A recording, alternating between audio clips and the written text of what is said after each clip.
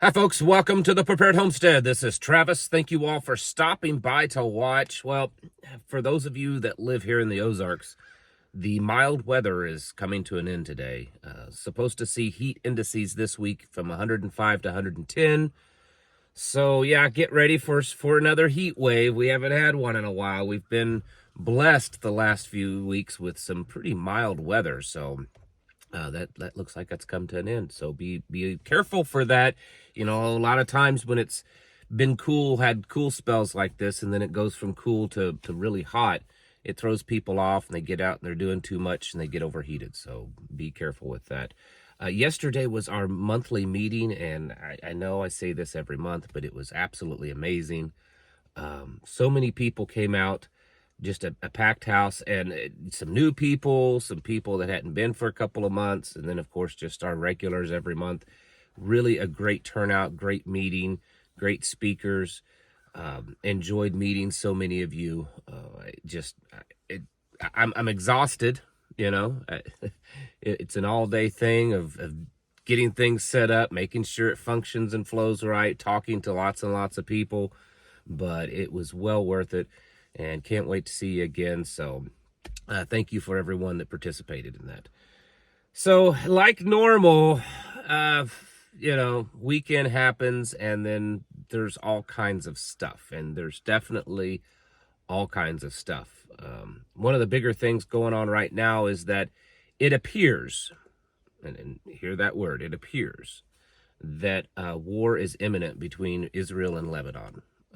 Things have been kind of back and forth. Some serious threats have been made. The United States and many other countries have recalled all of their citizens out of the country. Lebanon has told people to leave, told people that they need to get out or they need to prepare for a very long stay where they can't leave.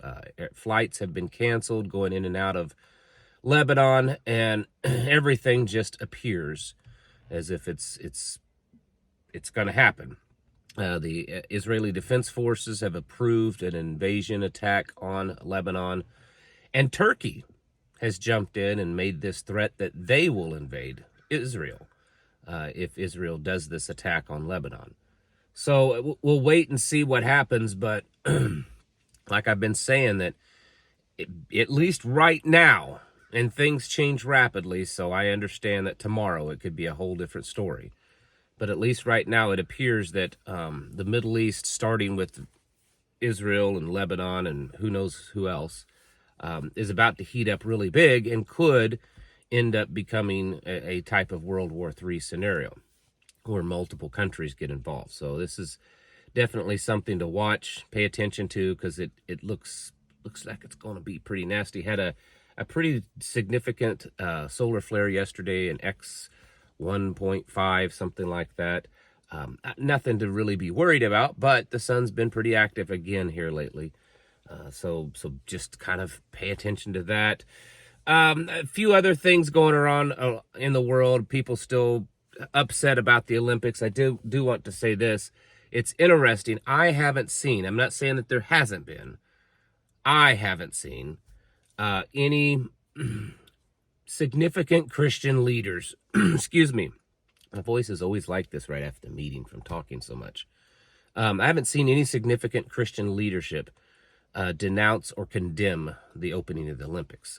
I'm sure there has been, I mean, lots of pastors and stuff, but, big leaders. The Pope hasn't come out and talked, against it.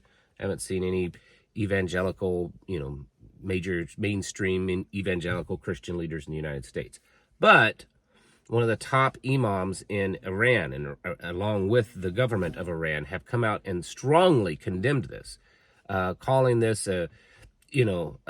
just a disgusting display. I'm not saying the exact words, but that they were, mocking Jesus, mocking Christianity, and that they stood with their Christian brothers and against all of this. So it's interesting that one of the most extreme factions, I guess you could say, of Islam has actually been pretty much the first to come out against the very disgusting displays that many of you saw with the opening of the Olympics. But hey, anyways, another really big thing that I think is pretty significant.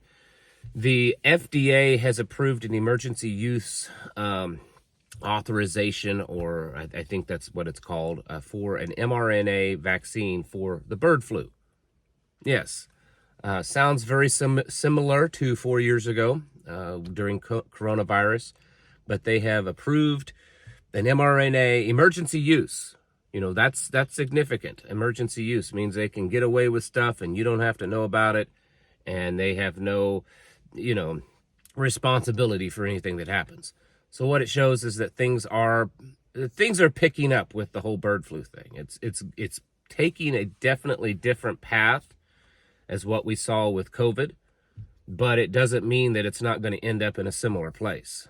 And I've been warning about this for a while.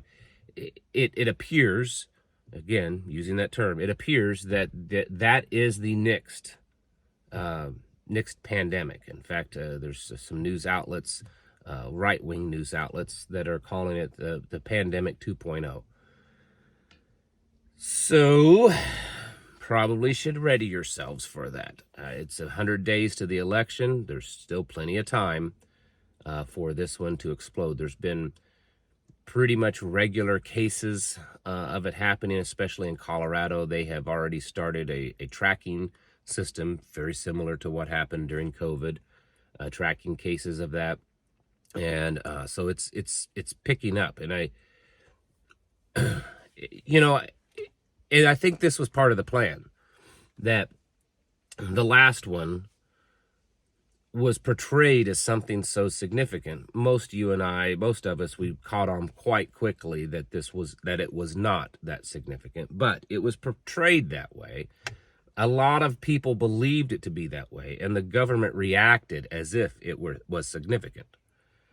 And number one, a lot of times it's not the reality of what's bad, if it's bad or not. It's the perception. Sometimes that's even more important.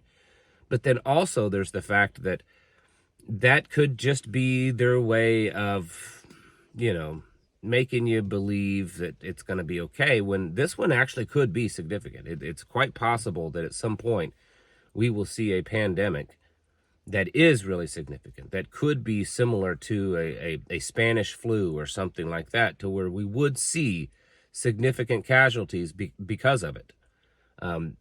So don't just discount it as, oh gosh, it's another cold. It's another cold that we're going to, everyone's going to freak out about and be okay.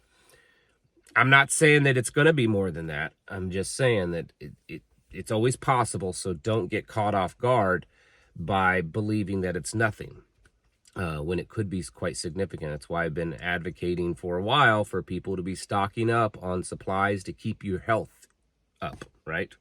You got to be having that stuff on hand, because, if this does kick off, number one, a lot of those supplies are going to dry up. People are going to buy them. There could be restrictions on it. I suspect that if this does happen into a full-blown pandemic, it'll be way worse than the last one in the sense of it being, the hype, how it's portrayed. They've got to, because a lot of people have become, desensitized to the whole coronavirus thing. So they've got to make it pretty significant to regain everyone's attention. So be paying attention to that one also. Here we've got a major war in the Middle East with Israel on the verge of happening. We've got a pandemic on the verge of happening. We've got communists marching in the streets of Philadelphia. Did you see that? Large groups of communists, proudly displaying communist flags. We've got Venezuela. They had their election, and their communist leader, it appears as if there was some gross mishandling. I'm trying to choose my words correctly. Gross mishandling of the ballots, and surprisingly, the communist leader was reelected, even though all the exit polls shows that he was going to lose significantly. This is nothing new, folks. Pick up a history book, a good one, and read it. This is what's been going on for over 100 years. That's why it's happening here in the United States. Because it's all part of their playbook. That's why we have to be ready, and why it shouldn't shock us so much to see this kind of thing. It may be more extreme than what we expected, but it is following similar patterns of communist revolutions and government collapses that's happened in the past 150 years. So, don't get too caught off guard just because you're not well versed on your history, because history is just repeating itself. It's all it is. It's worse, but it's still a repeat. We have to be ready for all this. We have to, something I said yesterday at the meeting, it's not just that we have to get ready in that physical sense with the stuff that we stock up on, the skills that we develop and everything. We have to really be ready mentally for the garbage that they're going to throw at us. It's the psychological, turmoil that we're going to experience. It's going to be shocking for people. It already has been. That's the thing. Think of the stuff that we've seen over the last year that they've tried to normalize and force upon us and force upon children. It's shocking. We never thought we'd ever see this. And that's going to get worse. We also have to realize that if we're going to survive all this, we have to fix us inside. So if you're married, you and your spouse, if you guys aren't getting along, if you're having relationship problems, you need to work on that. You need to work on that soon, because when everything starts to really cave in and the stress level drastically increases, it's going to put a serious strain on your relationship. It may not last, and you don't want that to happen in the middle of a collapse. Relationships with your children, with your neighbors, with your family, friends, all that kind of stuff. You need to be working on that, working on yourself, increasing your own spiritual strength, and then increasing the strength of the relationships with the people around you, because this is going to put everything on a strain, especially if things really start to fall apart. I think that's something that a lot of people don't think about. They just, we got to get beans and rice and bullets, to survive. Well, we also need each other, and we need the relationships we have with each other to be strong, because they're going to be put to the test. Folks, it's time to get your houses in order and to prepare yourselves mentally, physically, and spiritually. Thanks for watching, and I'll catch you in the next video.